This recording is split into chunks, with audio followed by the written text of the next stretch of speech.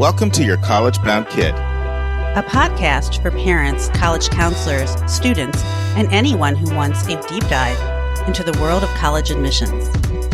My name is Carter DeLoro. I'm from New York City. I went to Pomona College for undergrad, and I worked in admissions at Pomona and Occidental. I've been a school-based counselor across New England and the Midwest, and I'm currently the co-director of college counseling at the Marymount School of New York. Hi, I'm Lisa, a clinical psychologist and a college counselor and a co-author of the book, The Calm College Method.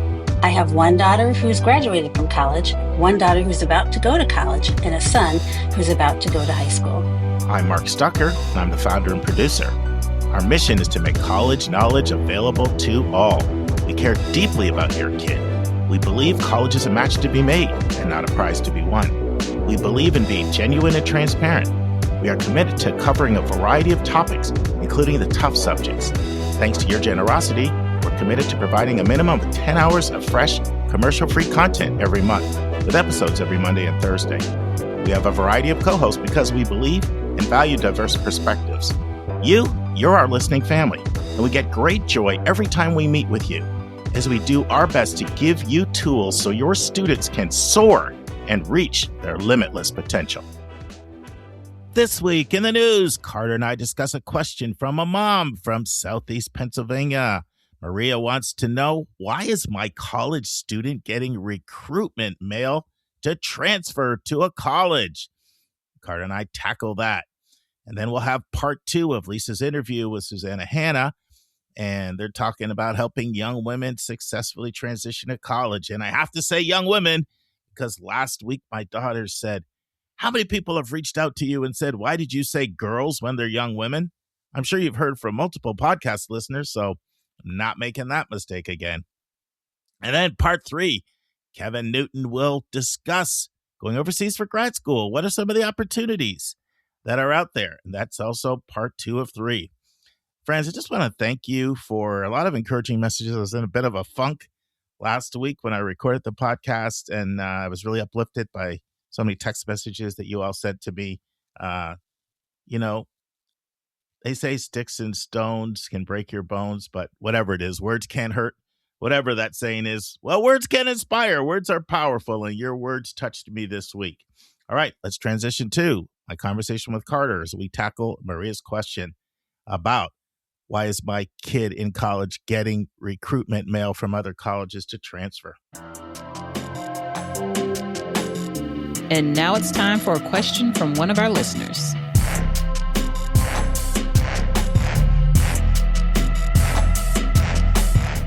Wow, Carter, this was quite a great question here that we never had before. I want to play it and I want to get your thoughts. Yeah, sounds good. Hi, YCBK crew. This is Maria from Southeast Pennsylvania. You've helped me quite a few times with some questions that I have submitted.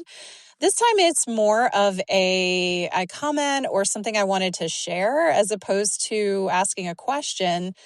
First time in my life I've ever seen or heard this.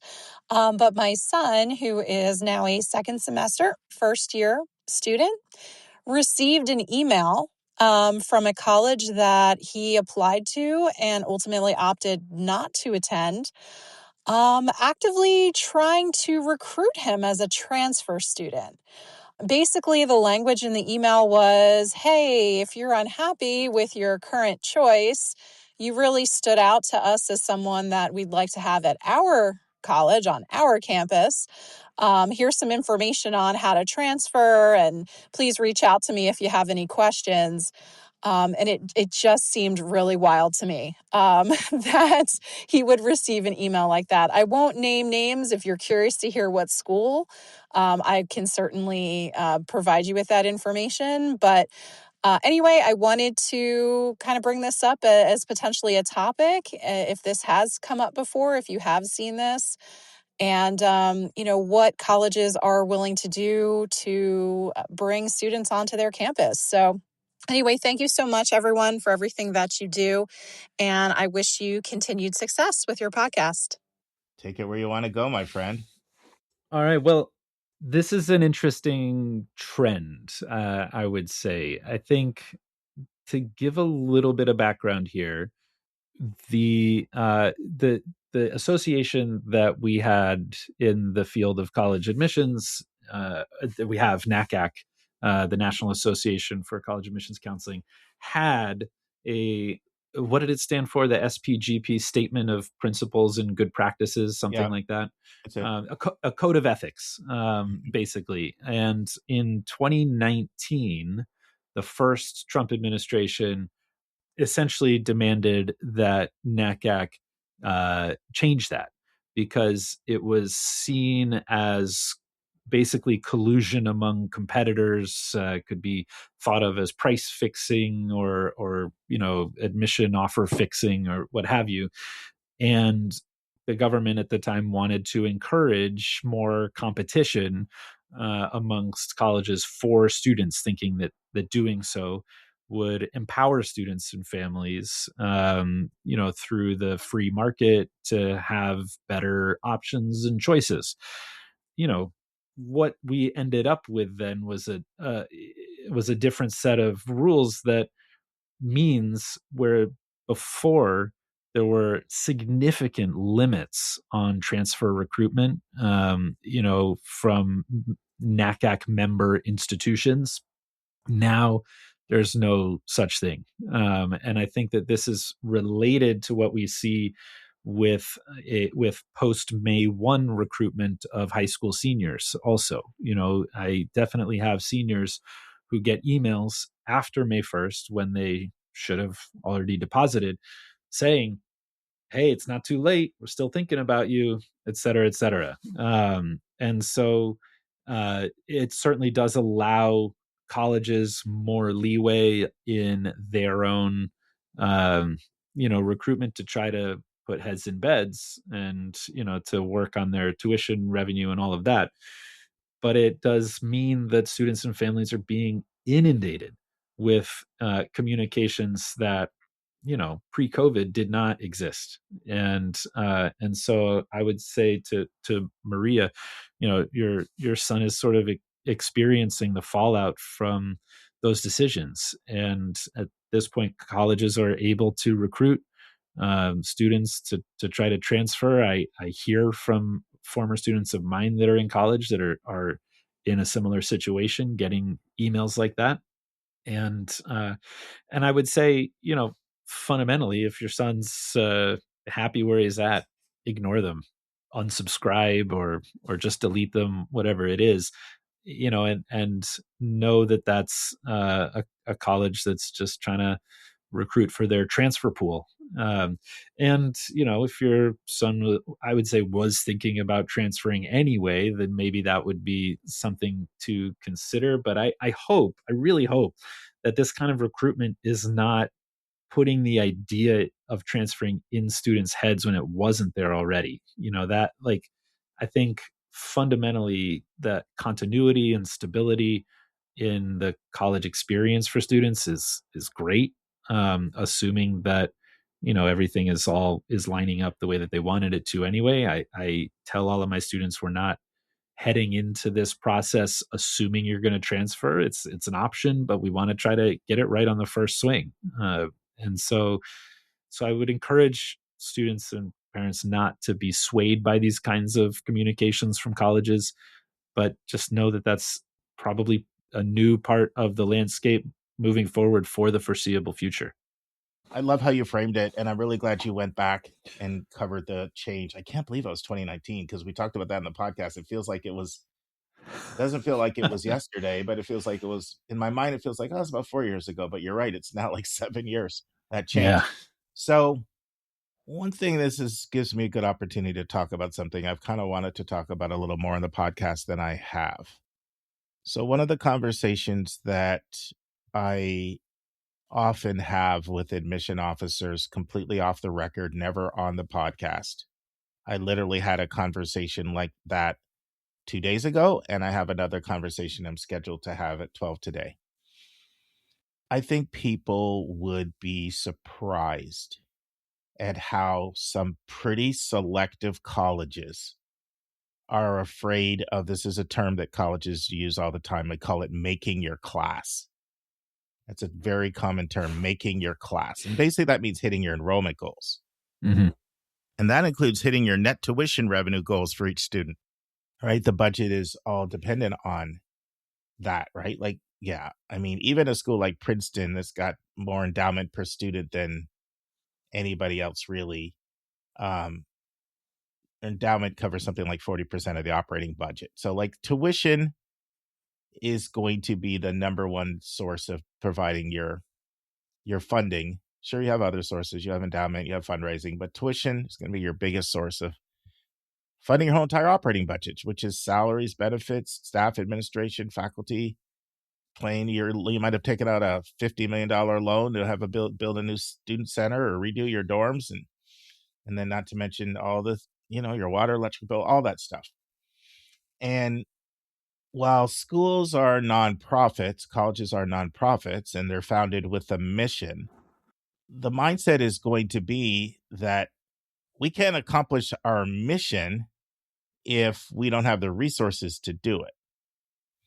And there's just a tremendous amount of schools out there that are afraid that we're not going to make our budget. And then this has been compounded in recent years because loss of international students has made it incredibly hard. Attacks on government funding and grants that have really reduced budgets. And then all the things we talk about all the time on here, like birth dearth, demographic slide, demographic cliff, war on college, less kids being born. Mm-hmm. Like it's harder for schools to meet their class. And then the public's had it with the cost of college. And then when you have the challenge of the war on college, that makes people less willing to pay X amount of dollars. And then, as one person said to me the other day, one admission leader at a flagship school, which I won't identify, said it's brutal out there. We're giving out more money than we've ever had to give out. But then it's catch-22 because as soon as you give $5,000, 10 more people hear about it, they come wanting their $5,000. Mm. So you're kind of stuck, right? Like families are saying, I need more money or I can't make it happen. And then you see what your competitors are offering them. And then, my goodness, if your competitors are doing this, we're going to get slammed if we don't step up to the plate. But then word gets out. So this is all the pressures and the crossfires that colleges are under. And then the one thing that I would say is, do you need to stop, Carter? Oh, okay. Yeah. The one thing that I would say, and we've all heard this axiom before, desperate times call for desperate measures. So if you're a school and you're afraid of not meeting your class, the first thing you're going to do is do what any fisherman says. If I want to catch bass, I better go where the bass are. Mm. And so where can you find some bass? You mentioned one of the really good ways. Reach out to people after May 1st. Are you happy? Have you made up your mind? Maybe there's some low-hanging fruit. At one time you were in our inquiry pool. You were admitted. There was some interest at one point. Another thing is to reach out to students who are already in school. Are you happy? Maybe you're thinking about, I'm not saying I support that, but I am saying it's almost inevitable because from a school standpoint, if you're worried about not being in your class, you're going to say, well, what's the alternative? The alternative is we may all lose our jobs, massive slashing to departments. And when I weigh the two, even if this feels a little icky to me, it feels better than me losing my job or us slashing departments in our school or laying off massive amounts of people. And that literally is the conversation that people are having internally now. Here's the thing. Think about it. I remember somebody once saying, you don't get a date for the prom by going around and saying, please go to the prom with me. Everybody else I've asked has said no. Please go to the prom with me. So why do someone's like, what in the heck is he talking about? I think Carter knows where I'm going with this. Yeah. Schools are going to keep this close to the vest because it's going to hurt their yield if word gets out. Man, that school's not going to make their class. So they're really taking kids that they don't normally take, or they're throwing money at kids that they don't normally do because they can't afford for that to get out. Now your job became even harder. So this is stuff is all top secret. No one's going to talk about it. And quite honestly, you shouldn't talk about it. Like, if your job is to represent your school and help your school advance, like, it's just like we say about institutional priorities. There's some institutional priorities you can't tell people. I mean, if you need to bring in more families that can pay X amount, like, how does that sound at an info session saying, you know what, one of our top priorities is this year? Finding people that can pay. And then all of a sudden 20 people walk out the door in the middle of your info session. Well, I guess this Yeah. place isn't for me, right? Yeah. Or we need more German majors because we might have to lay off 4 people in the German department because they can't afford to run a model where there's only 4 kids in the class. And then if you're a highly selective school, then all of a sudden everybody sounds like they want to be a German major, and people predict. So, like, you can't say certain institutional priorities. So anyway, those are some of my thoughts. And so I can see your mind going, Carter. It sounds like you want to say a few things. Yeah. I mean, I think in many ways, the admissions offices do feel a strong sense of responsibility for the health of the college, right? Like you're saying, if the people who are working in admissions, who are often, overworked and underpaid, if they don't do a great job of making the class, like you said, that has ramifications beyond just them and their jobs. That's like that's shutting down a college potentially. And I think, this fits into a larger societal trend of corporate consolidation over the last several decades. Now we're seeing that with colleges and the pressures that come along with that as more of these college closures start hitting higher profile places like Hampshire. I mean, I really feel like Hampshire's closure recently has been a bellwether and a wake up call for a lot of folks in and around the field, because we knew that institution had its financial challenges, but that, to me, I think is at a different level of esteem and prestige than some of the other closures that we've heard along the way. And I Plus, think a the other lot of thing with that was it was rumored to happen about 5 years ago, and yeah, then they got a surge of money, and it looked like they had made it. It's like the maybe Patriots, staved it off. like they were going to die of a heart attack, and they got resuscitated. Everything looks good, and Yeah, then comes back again and have another one. So yeah. that was hurtful in that way because they were being championed as a success story that had weathered their financial woes. And it turns out they had just delayed the inevitable. Yeah, yeah, In hindsight, and I think a lot of places don't want to end up like that. Understandably, their students don't want that. Their faculty, their alums, nobody wants institutions to go under or slash entire departments or any of those sorts of things. And so I think that it puts admissions offices in a really challenging position of trying to thread this needle of doing what's right by the students while doing what's right by their institutions. And sometimes those things can be at odds, and sometimes they manifest in terms of sending out recruitment emails. Now, I'm not necessarily going to say that any college that is trying to recruit transfer applicants is in dire financial straits or anything like that. mhm. Um, I think, though, that the larger trends in the field are making actions like that just more common and more understandable. We're seeing, for example, places like Vanderbilt's announced all kinds of new campuses and programs to boost their yield and their offerings, and I don't think for a second that Vanderbilt is in financial trouble. No. um, but it just means that more schools can do things like that to try to stay ahead of the curve and stay competitive in the field. And this is what students and families are going to see without necessarily having all of this inside baseball background. Yeah, and some things are just smart. Like, um, at some point, I want to do an interview with Heath Einstein from TCU, one of our co-hosts, on all of the creative things that they do. They've come up with so many outside the box creative programs. And one thing they've done, and I commend them for this, some people have a different opinion, but instead of doing a denial letter to a student, they send a video. It has Heath and it has the transfer coordinator in it.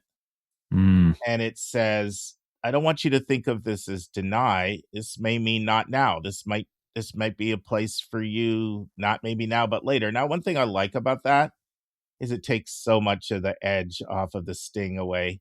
The whole thing Carter and I always talk about we want kids to feel good about themselves, and that really helps a kid. yeah. It is a great way to soften the blow. It's not a bad idea. It sort of plants a seed from their standpoint that, so, some people might not like that or they may like it, but there's just a lot of creativity in this space right now. Yeah. There's a lot of creativity in this space that's happening. And I'm okay. I'm going to be okay with that, assuming that transfer application numbers don't start skyrocketing. I think, if this is not creating new anxieties and new pressures for students to now keep applying and try to get more places, and et cetera, et cetera. If the number of transfer apps stays relatively stable or increases extremely gradually, I'll read that as them sort of as schools like TCU and others tapping into pre-existing issues or anxieties the students were having and routing them towards TCU as opposed to another institution. What I'm going to be watching over the next few years and looking over the last few years is, are transfer applications rising? Are we sort of extending this college application anxiety out another year or two for our young adults? And is that something that we want to do? And so this is what I mean. This is threading a needle very carefully, that we're trying to do here. And I hope that as a field we can do that sort of the right way. Yeah, and there's a lot of things that happen that I may not necessarily like, but I understand them. Like I don't necessarily like the idea of a current student at Ohio State, just picking any school, getting a letter, "Hey, are you happy? Have you thought?" Because I don't necessarily like that because, listen, there's a lot of adjustments that go on in college. Takes a while. You're living away from home. You're trying to get used to a new roommate, new rules, new everything, mom's food, all kinds of different things. And I don't necessarily like somebody, oh, wait, this isn't exactly what I thought. I'm bouncing right away. But I'm just saying that, like I said, desperate times call for desperate measures. I understand from a school standpoint, if the alternative is we lose our jobs, we may close or significantly cut programs so that we're a shell of what we once were, I can understand how they would say reaching out to some places where there are some students to see if there's interest. We're not kidnapping you, showing up on your campus and kidnapping you. We're like, I can see how they would be able to say, well, you know what, this seems better than what the alternative is. So there can be a difference between, there's a lot of things we talk about where you sort of plug your nose and go on. Like there's a lot of things that happen that we don't necessarily like. I'm just saying I understand why they're happening. Yeah, absolutely. I really do think that admissions reps and offices are stuck between a rock and a hard place with all of this, and they're doing the best they can. And ultimately, then with Maria, our caller and questioner, I don't know that there's any actionable advice to give other than to provide all of this context for why these things are happening, and hopefully that allows families and students to make more informed decisions as they move forward if they're considering switching an institution either after committing or after enrolling. Hey, let's leave it there. I think that's my sentiments exactly. There's no necessarily actionable item other than let's understand this process. Carter, it's great having you. You're a great addition to our co-host team, and I really always so much. enjoy recording with you. Thanks, Mark. I really appreciate it. My pleasure. Friends, you now have 7 books you can pick from if we play your SpeakPipe question or comment or tip on the air. We have our 4 Princeton review books, The Best 390 Colleges, College Admissions 101, Essays That Kick Apps, and Princeton Digital SAT Prep.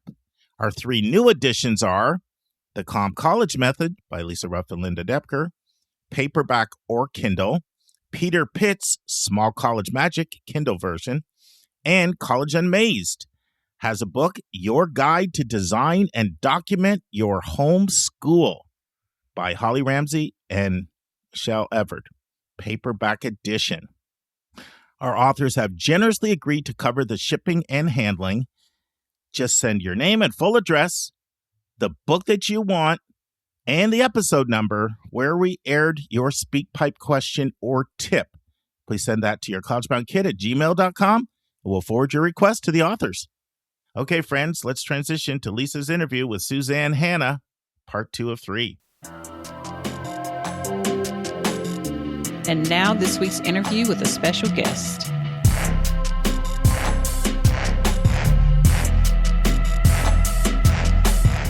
Friends, we've reached part 2 of Lisa's interview with Suzanne Hanna, a life coach who specializes in helping girls transition successfully to college. In part 2, Suzanne talks about teenage rebellion. Then Suzanne talks about the kid she calls the butthole kid, and you have to hear this. Then Suzanne talks about the kid she calls the baby. Then Suzanne talks about girls and sex. Then Suzanne talks about how girls are scared. And Suzanne talks about the struggles girls go through in sorority recruitment and dealing with sorority rejection. But she also shares some of the positive sides of sorority. Listen and enjoy. There's this deep-rooted fear in all these seniors' eyes. I see it. Like, I used to see it every year. And I would just like go talk to them in the hall and like help them understand. And parents would come to me and they're like, Suzanne, my straight A daughter, like they would show up Monday mornings of when I'd always have parents like in the office, like, talk to me.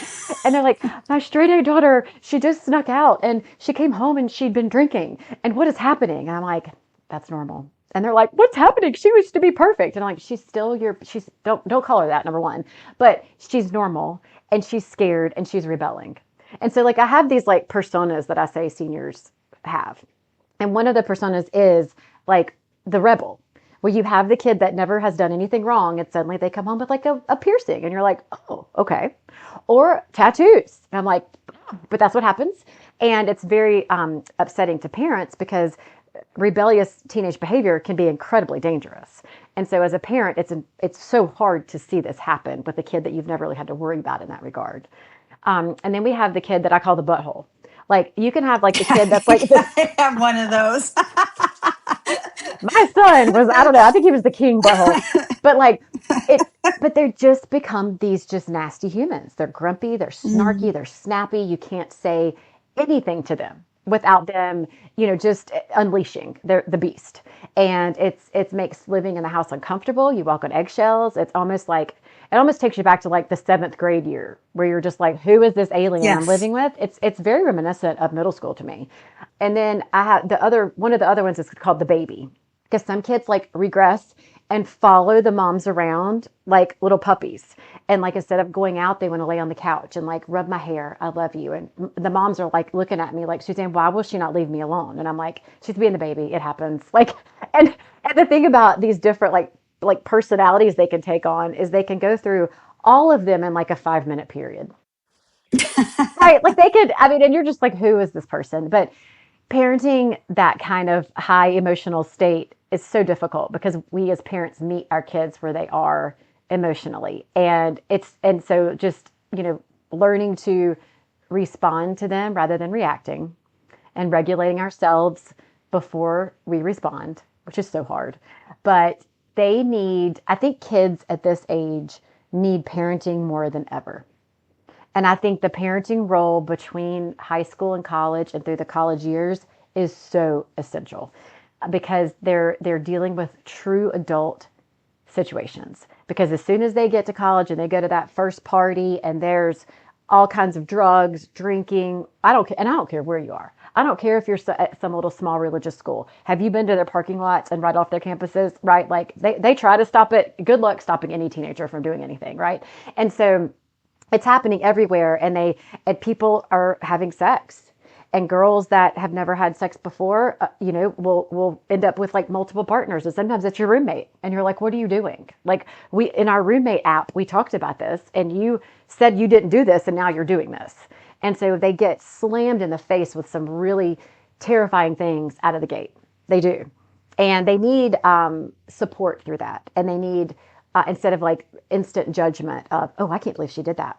Instead of like talking about the other girl, like listen to your daughter and say, yeah, that sounds tough. That sounds tough. It sounds like she's making some really bad decisions.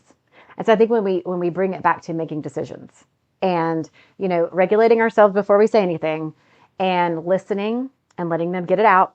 And I think too, like just being a steady presence and understanding that they are going to see things that they've never seen before. No matter where they are, it happens. It might not happen the first few months, but at some point in those 4 years, it's going to happen. And it's okay if it does, because I need all like Gen X parents to stop for a minute and let's go back to the 90s, right? Like, let's remember what we were like. I mean, I remember at UNC Chapel Hill from 94 to 98, we were feral, right? Like, it's a great school and we had lots of fun and we did a lot of work, but we were wild. And our parents had no clue what we were doing. No clue. Mm-mm. And we didn't call them all the time. We didn't snap them and send pictures. And so anyway, so I think whenever we get so uptight as like Gen X parents and even millennial parents, like you got to realize that like the kid, they're doing what we did. Nothing's changed. Kids are kids. Yeah. And, Right. and so anyway, but I think like with parenting seniors too, just understanding that they're scared, they're terrified. And I think they don't know they're scared. Well, yeah, I think that's the lack of insight I have noticed has been, Yeah. very prevalent. My daughter was like, "Do you have any idea how irritating you are?" I'm like, "Not really, because I don't think I think this is a you thing, you know." But she's just like, ah, you know. Yeah, because she's scared. And I think like Yeah, having that conversation, and because everybody knows their kids in a different way than I do, but like somehow get them to understand that where you are is scary. This is a time of great like transition and change, and we're on shaky ground because we don't know what the next step is. Like we know where we're going, but we don't know any details about it. And that's an unnerving place to be as a human, because we're natural storytellers. We want the beginning, the middle, and the end of the story. And right now they don't have that. And we don't yeah, as parents either. And when our kids graduate from high school, it is so scary. It is terrifying. And because we're afraid too. So I think opening that honest channel of communication, like I'm scared. I don't disagree that you're going to be successful. I know you can do this. But I'm scared because I've always been part of your life and now I'm not going to be. And I just need you to know that. So if I'm acting a little out of character, it's because I'm scared. And sometimes when we're afraid, we don't act our best. But I think they don't know they're scared. yeah. I'll try. Just what do we say in psychology? Like, just talk to the unconscious. Like, I'm sorry. I know this is a really scary time for you, and I bet like Yeah. will happen. But I'm going to try it today because I'm sure I'll have several opportunities Oh yeah. after she They're gets back from school. multiple every day. You just never know. And you Yeah, never know so which many times. personality is going to show up. Maybe, Yeah. maybe today she'll be the baby and follow you around and you'll be like, what are we doing? I'm not prepared for this. I was prepared for the butthole, Wait a minute. The rebel's not here? Yeah, I'm confused. Yeah, so I think that's great advice for parents. So I think just kind of understanding that your kids are scared, trying not to like just react to the actual content of maybe what they're saying or even what they're doing, but trying to think about what they're going through underneath that, and then you know, trying to help them transition to Yeah, college in the best way that, we can, knowing that it's not going to go right all the time. it's not. Like mistakes will happen, And that's you normal. know. That's normal. That's part of the process. And I think there've been a lot of like metaphors and analogies with parenting. And one is like the lighthouse parent. And I do like that one, but I like to think of the parenting role switching from like, as moms especially, like we've always been the captain of our cruise ship, right? We steer that thing where we want it to go. We are in charge of the food. We're in charge of the activities. We're in charge of everything. Like this is our ship, and get on it, and mama's in charge. And then so now our role turns into that of being the lighthouse. We're at the shore, and the shore's rocky. That's why the lighthouse is there. But the light is always on. It's steady through all weather. It doesn't go anywhere. It doesn't judge you, shame you, and you come toward it. Like it's something that it's a beacon of light. Like we don't like jump in with a life raft and go to them all the time. Like sometimes you have to, but for things they have to learn to make mistakes, and we are there as the steady presence. And so I like to think of like lighthouse parenting and for parents of college kids. Like I think that's how the role changes, because we're not in charge. Like we're still the captain of the ship, but the kids like off of it and on another one, and we've just our Yeah. roles change. But it's still an Yeah. essential role, and it is because I think a mistake parents make, and I see them make it in high school a lot, is, oh, my kid's 17, 18, like we can have his friends over, and we can serve beer, like we have a beer fridge, and they can do this, and I'm like, no, we don't do this. First of all, that's illegal, and second of all, like, what are you teaching your kids? Like, you're giving up on parenting. You're saying, oh, you're grown now, we're just friends. No, I mean, the relationship can change, but like they need our steady guidance of like, this is how responsible adults act. And we're going to still be responsible for you and that and in your decision making. And I think that can be I think a lot of parents do that too when kids go to college. They're like, oh, we can just start tailgating together and go to the frat parties after, and woo, it's fun. I mean, okay. I mean, maybe okay, but like you're the parent. They need you. They didn't just grow up. It's a whole process. I mean, with your background and degrees, like I don't even know at what point the brain ever grows with kids. Like when is it done? Like Yeah. They keep 25? putting it off. Now they're saying 30. Oh I my mean, and God. it'll probably be like 35 in a couple of years. It may never be done. Yes, it may never, but they're still growing up, and they need us to be responsible. They do. Hmm. That's such a great point, because I do think a lot of parents that maybe feel like they're going to be involved in college, it's going to be kind of like a way that they went to college, and it's reliving some of their collegiate past, or even like their high school past, in terms of the partying and the provisions of alcohol, Right. and but it's not like that. Like, your time's done, right? Right. Like yeah, And it's sorry that yeah, that ship yeah. has sailed, and like, you're the adult, and you can still like enjoy yourself and have fun, but your kid's watching you. And there's a lot at stake when we just choose to be friends, and it's a dangerous territory, I think. Yeah, for kids.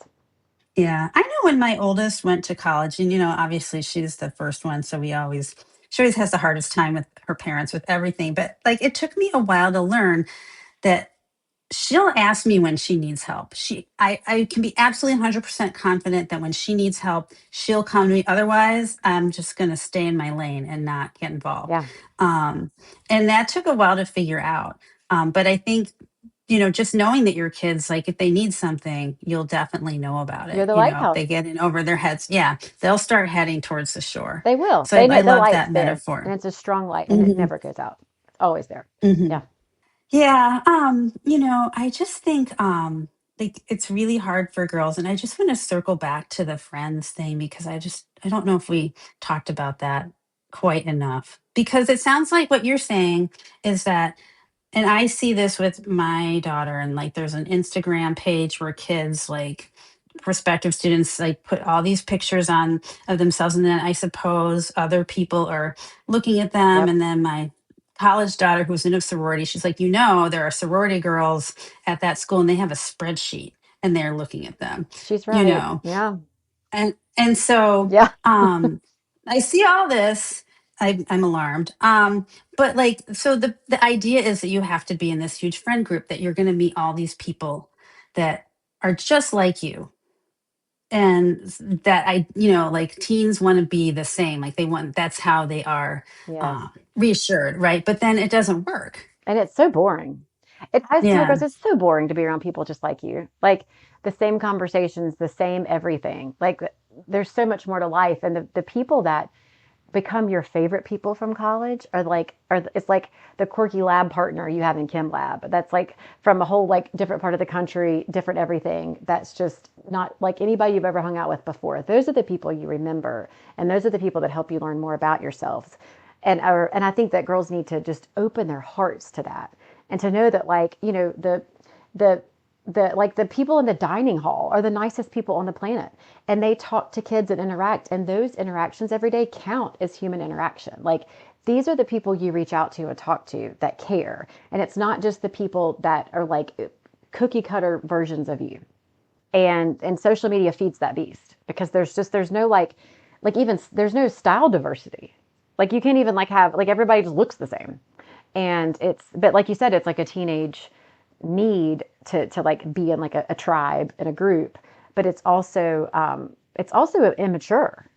Like, Yeah. the more you mature, the more you like, vary your experiences and your interactions with people. And college is the only time in your life when you're like on like what, it's like 25 acres with that many people that are, first of all, the faculty. They're so intelligent. They love their subject matter so much they got a PhD in it and they want to talk about it all the time. And we've got people who've traveled the globe, people that just are so interesting, and and college towns are the best. And you get like this one chance to live in this place for 4 years. So why are you doing stuff with people who look and act just like you all the time?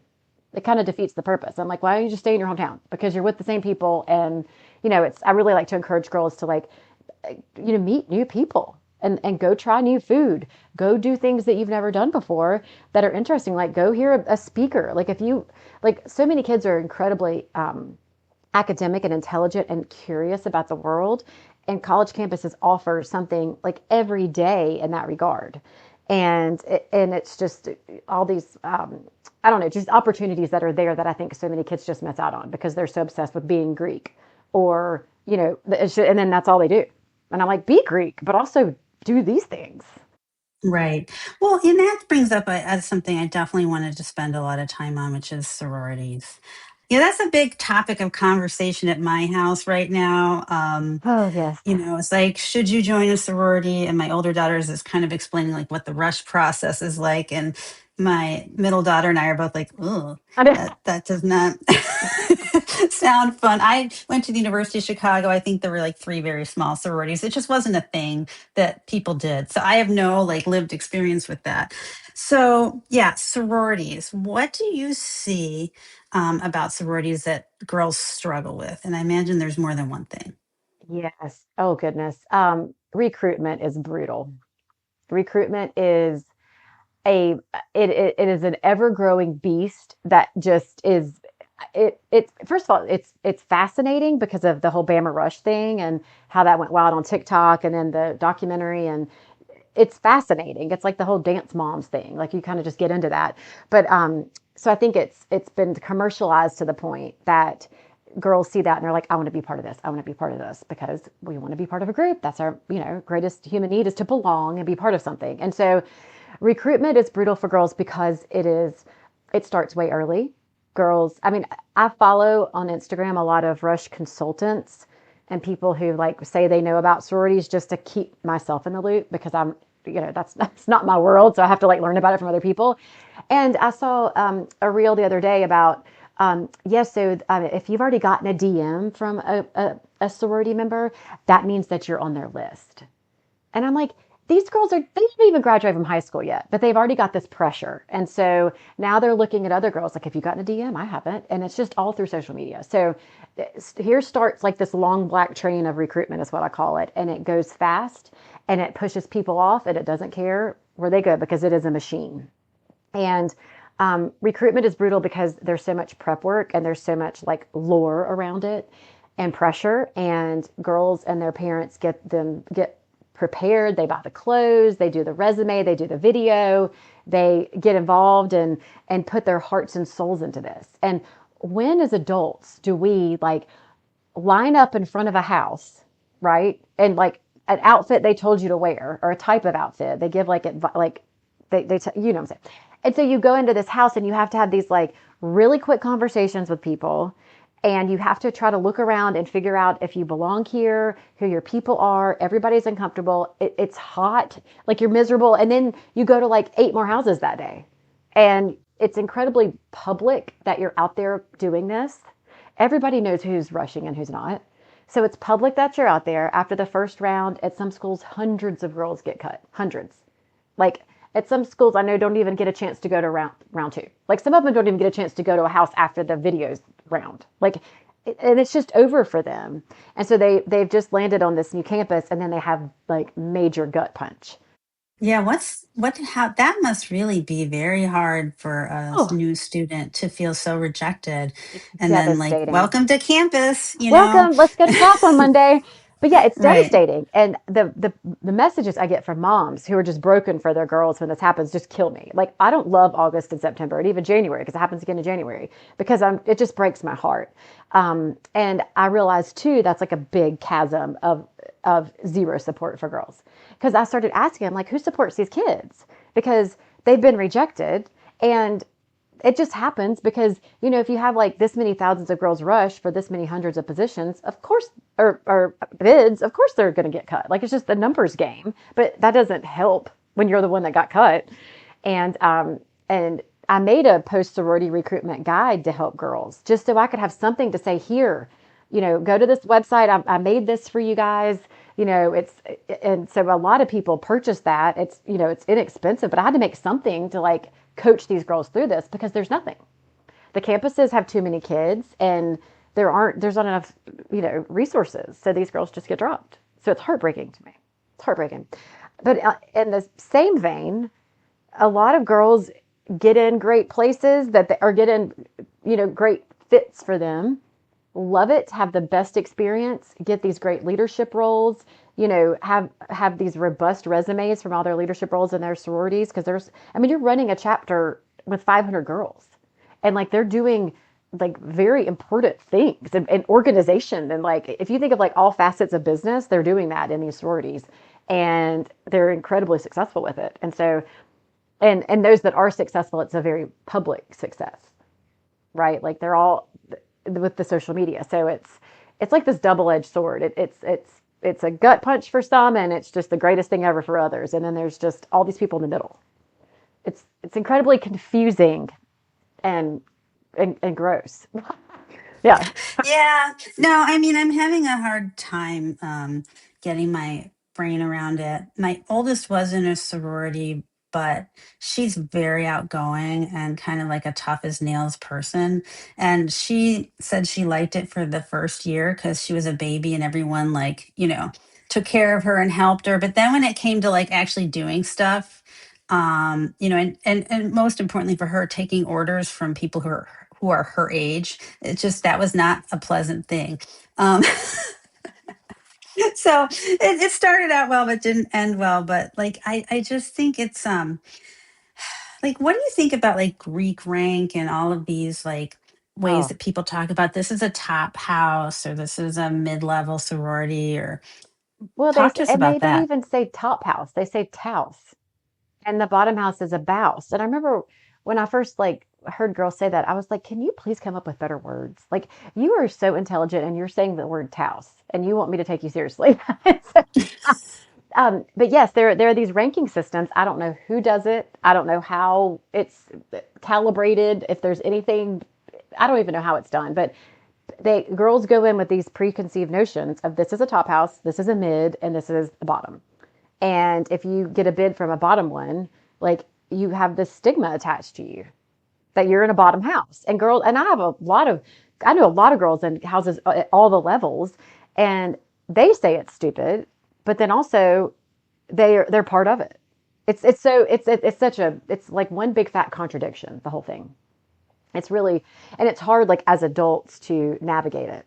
And it's hard as adults to help those who get rejected. That is the thing because it doesn't work out for most people.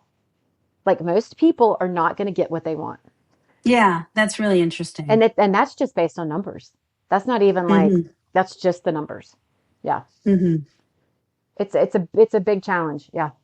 Why do we do it? Why is it kind of glorified? Like what I mean, I understand like women should band together and we should do philanthropy, and I mean I think Yeah. that they're, go girl power, but this sounds like it kind of perverts that into something that hurts girls. I think it certainly can. I think it can. And I think when you look back at like sorority chapters and why they were created, it was so women would have a voice and so women could come together. And so like the history of these chapters is beautiful. It's beautiful. Mm-hmm. But I think the recruitment beast that has been created from like the whole Bama Rush thing, I think it's taken off and it's perverted it. Mm-hmm. I think. Mm-hmm. I think it's kind of made it, it's given it a bad taste for a lot of girls, and then some it's become an absolute obsession. Friends, this concludes part 2 of Lisa's interview with Suzanne Hanna. Hope you join us next week for the final part.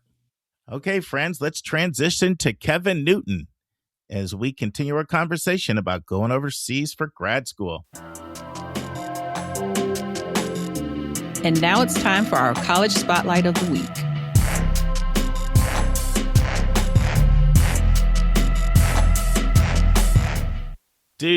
Tell you a question that I frequently get. And this pertains to undergrad, but it would pertain to grad school as well. If I get it, then I know you're going to get it. If I I'm thinking about going overseas to get a degree, but is that degree going to be recognized in the United States? Because I would like to come back.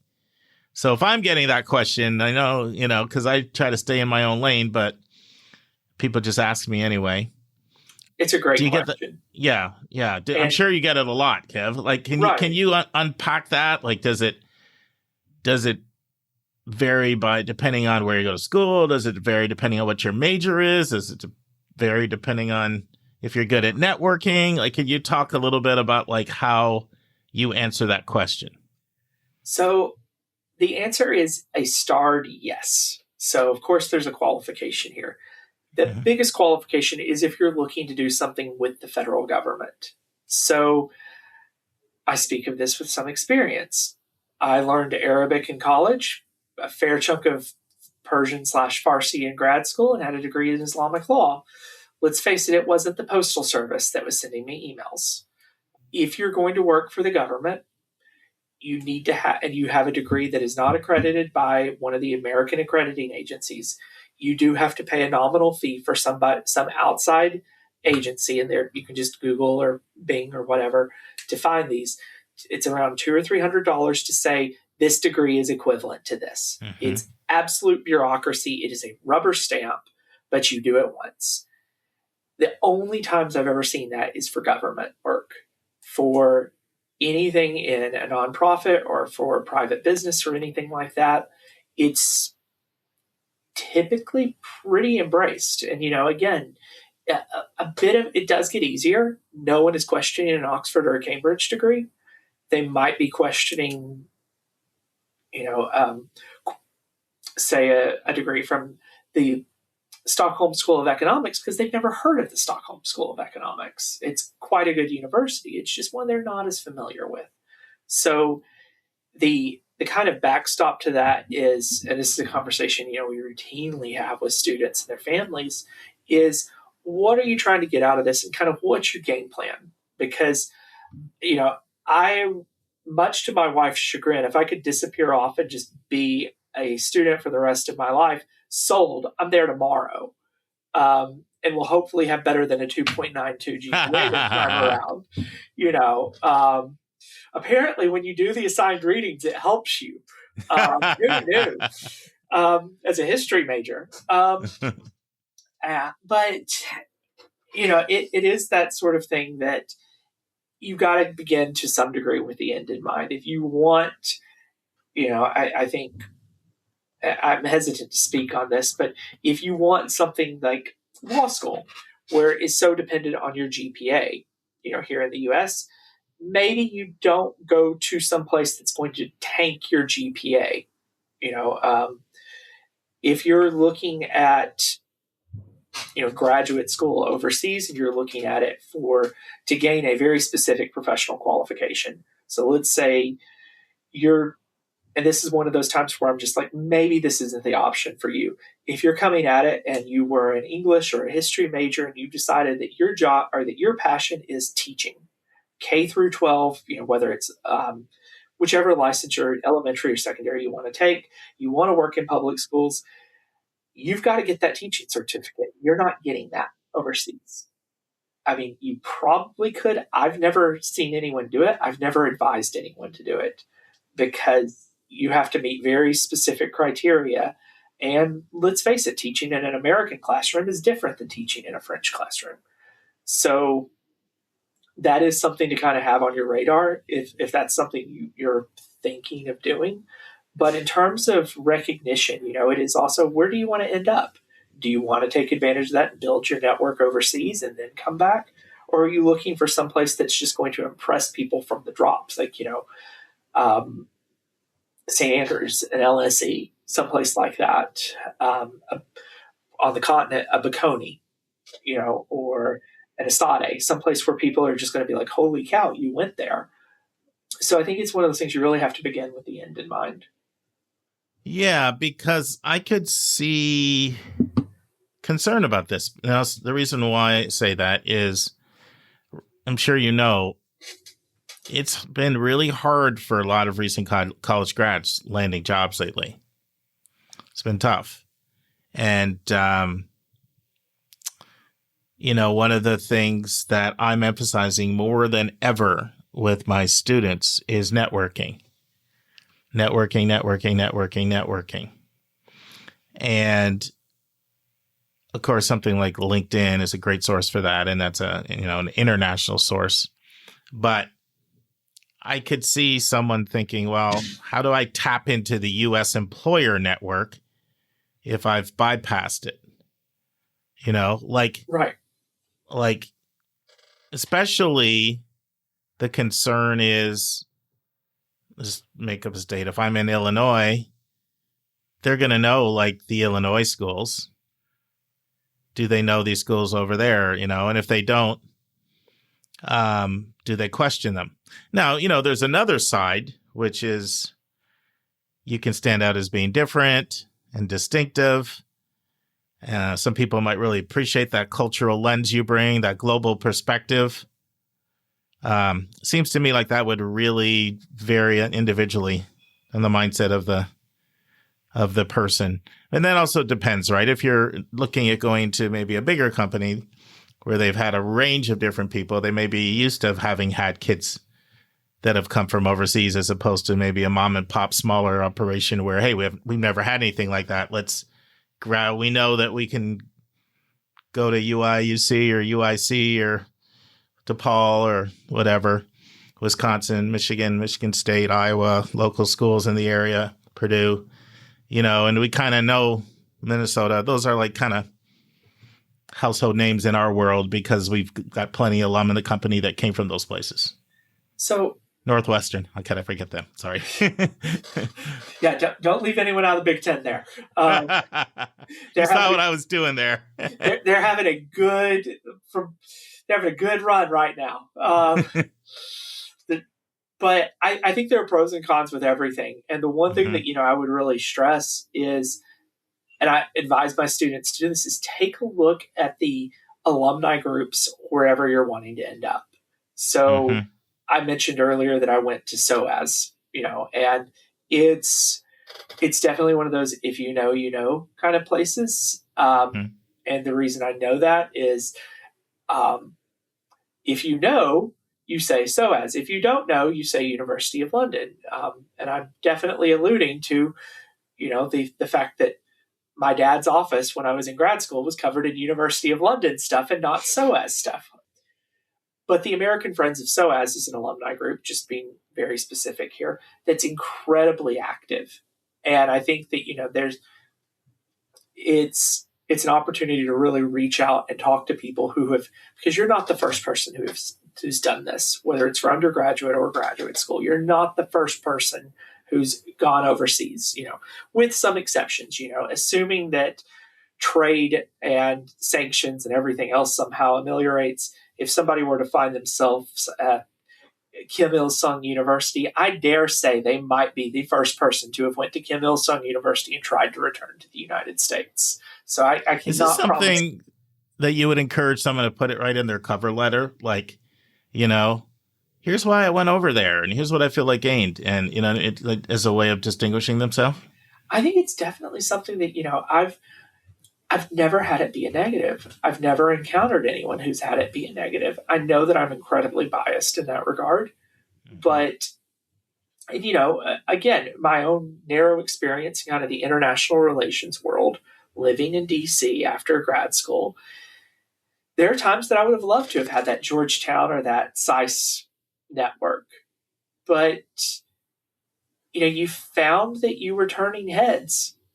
And depending on your personality, depending on the roll of the dice, that was either a good thing or a bad thing. And I'm just stirring inquiry here, Kat. I mean, just so you know, our listeners may or may not know this, some of them regulars see. My kids travel internationally like crazy. It's ridiculous. They're all over the place. It's something my dad's sister taught us growing up. Travel's the best educator. She used to say it all the time. Travel's the best educator. So, they routinely do between 3 to 5 international trips a year. They just do. And it's a high priority. They have travel funds. They save for it. They do it. People that give them gifts know what to give them for a gift. So I'm all about it. I see how it's broadened their perspective, how they see the world very globally. They have very distinct understandings of, this culture versus that culture. So I'm all for it. But this is just my question. You're kind of in that international relations, foreign language, history. That's that I could see how somebody might say, well, that makes sense that's a positive given your field of study, but I want to be an accountant. Right. And if I want to be an accountant is an accounting, and I'm not necessarily planning on starting my own firm, at least now. So is my accountant degree going to be recognized as the state flagship or the neighboring schools or national household names? I mean, it's just a question that I could see people having. Well, I think kind of, and it's a great segue into kind of what I want to view as one of the big pros of this is what you can kind of, given a certain set of grades and test scores or lack thereof, what you can reach for when you're applying overseas. And, I like to think of myself as the prime example of that. I had a sub 3.0 GPA. Now, granted, I had A's in the classes that mattered, but second semester or fourth semester Arabic almost tanked me, man. It was not pretty. For anyone who knows Arabic, those defective verbs, man, they will mess you up every time. But it is something that, because, like we've talked about before with undergrad, you turned up really to 11. They want those American perspectives. So you're bringing something that they can't quite quantify. So you've got I don't want to call it a lower bar to entry, but it's not as competitive. Right. So this is things we've talked about before with undergrad. So if you're a 3.0, 3.3, whatever it is, 2.8 student in college, you're going to have options that you won't find that caliber of institution in the U.S. Right. Given your profile. Is that a fair way of putting it? Absolutely. And I think it's oftentimes 1 year. Right. And it's a very good chance it could even be more affordable. Exactly. And let's say it really cracks me up because one of the big cons for some people for undergrad in Europe, and this is starting to change, and I'm all for it, is the emphasis on testing. Outside of a very narrow band of degrees, typically in business, you don't have to take the GRE or the GMAT for graduate school in Europe. So you just apply with your GPA and your personal statement and a letter or two of recommendation. And it's something that, again, we're seeing more and more of at the undergraduate level, but the graduate schools are already there in that if you've got the passion for this, if you've got the grades as demonstrated by something we trust, we're going to give you a fair shake. And I just wanted to help quantify that because maybe you're sitting there at a 3.3 or something like that GPA, and you're wondering, well, where could I be reaching for? And that's where places like depending on the program of study, places like a King's College or a Manchester. King's College might be a little stretch, but still red brick Russell Group universities are in reach. The I've seen kids with 3.8s get into Oxford and Cambridge. Kev, tell our listeners what Russell Group universities are. So Russell Group universities are the 24 or so research-intensive universities in the UK.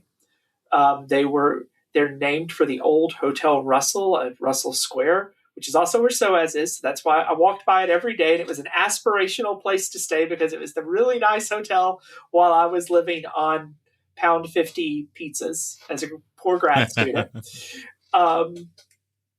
But it's essentially the Ivy League, the public Ivies on steroids.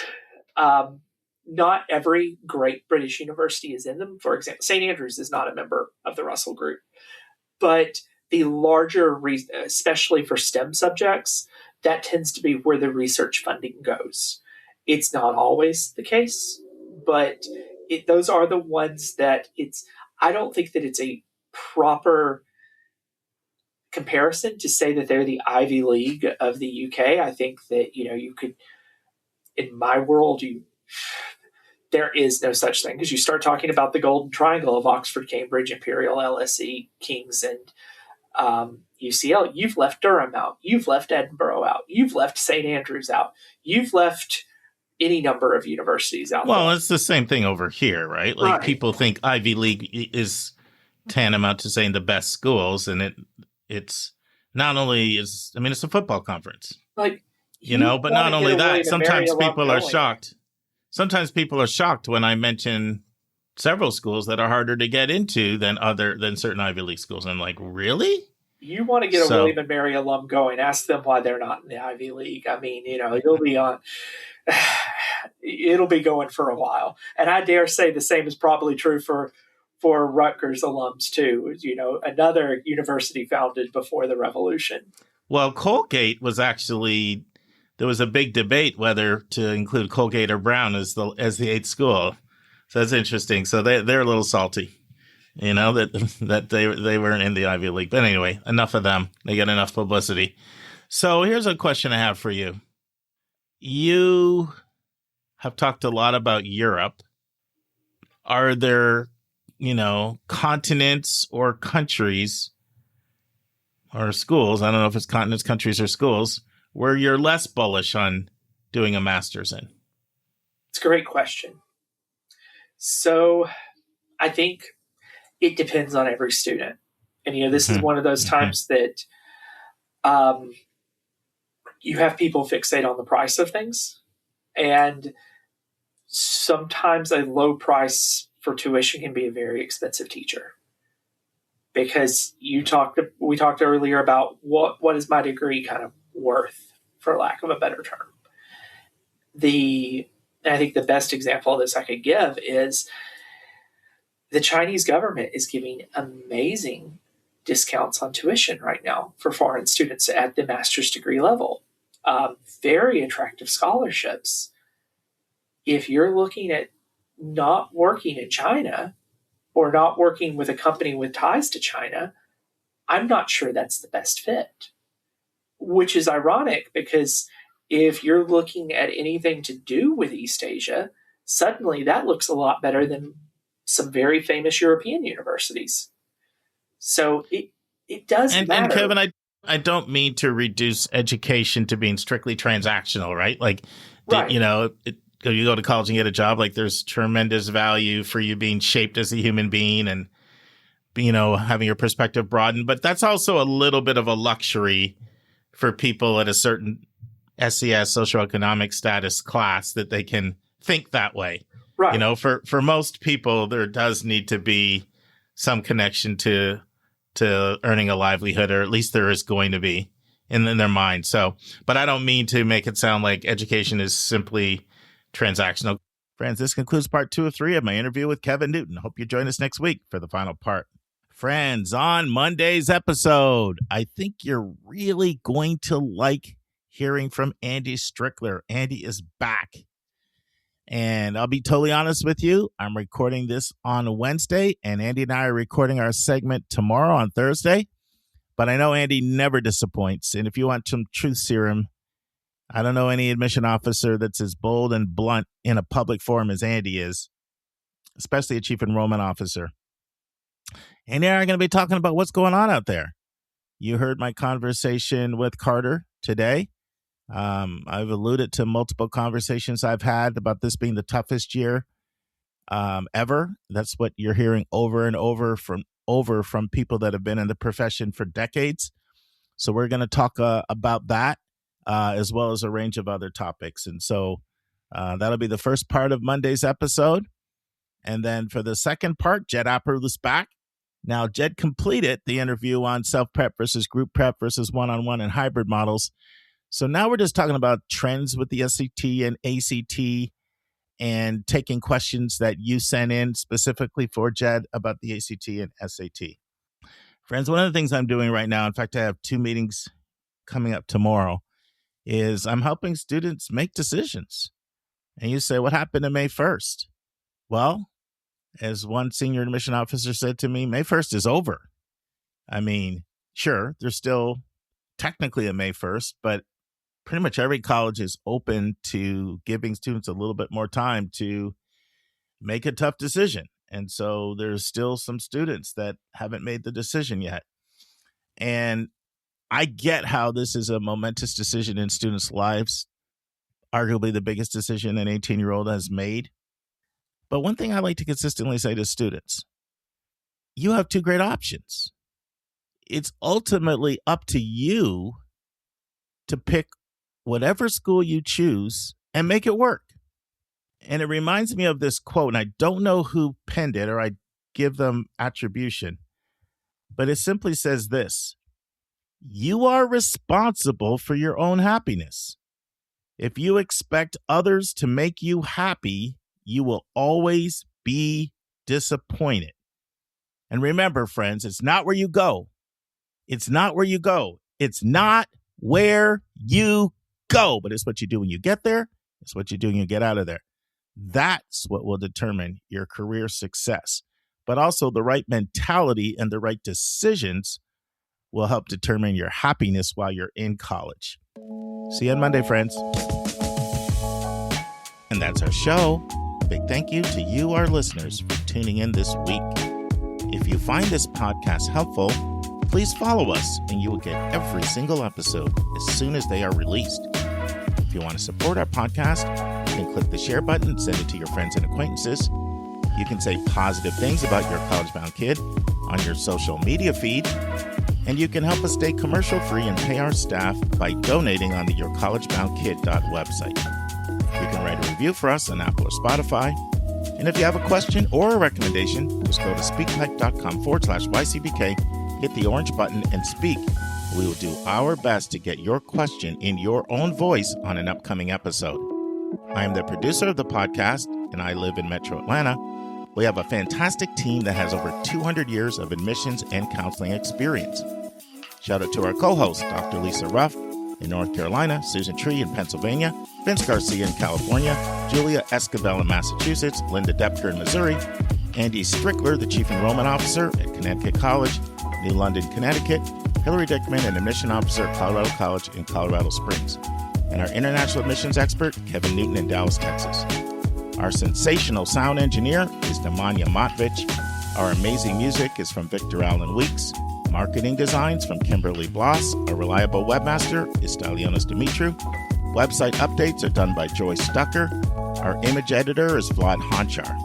If you want to have a coaching session with me, just text me at 404-664-4340. If you want to reach someone else on our team, all of our bios with contact info can be found at yourcollegeboundkid.com under the About YCBK tab.